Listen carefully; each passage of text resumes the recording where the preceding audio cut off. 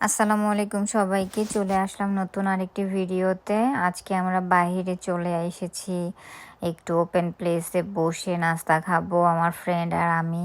তো আমি অনেক দিন থেকেই প্ল্যান করছিলাম যে একটু বাহিরে বসে চলো একটু এই সামার পিকনিক টাইপ করি। ওরও দুইটা বাচ্চা নিয়ে সময় পায় না, আসলে একটু দূরে থাকে ও।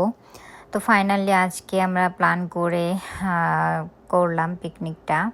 তো ভালোই লাগছিল, আর অনেক দিন থেকে যেহেতু এবার সামারে আমরা বাইরে কোথাও ঘুরতেও যাচ্ছি না, যেহেতু হুট করে বাংলাদেশে গিয়েছিলাম। তো এবার কোথাও যাওয়া হচ্ছে না, সবসময় বাসায় থাকতে ভালোও লাগে না।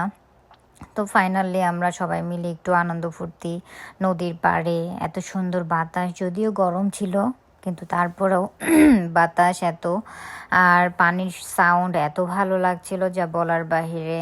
এই তো আমরা সব কিছু গুছিয়ে নিয়েছি। তো আমার একটা আন্টিও এসেছিল, উনি আবার আসার সময় বাঙালি দোকান থেকে মিষ্টি নিয়ে এসেছিল, মিষ্টিগুলো ফ্রেশ ছিল, সেই দিনই এসেছে।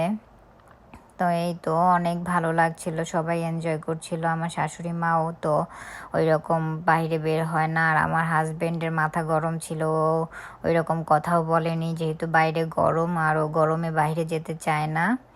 তো আমরা বান্ধবীর মিলে দুইজনে একটু নদীর পাড়ে গিয়ে পানিতে পা ভিজাচ্ছিলাম। প্রচণ্ড ঠান্ডা পানি, পানিগুলো মেইনলি আসলে পাহাড়ের উপরের বরফ গলা পানি, তো খুবই ঠান্ডা, ভালো লাগছিল।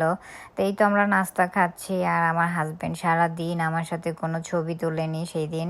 ওর মাথা গরম থাকলেও কথা কম বলে।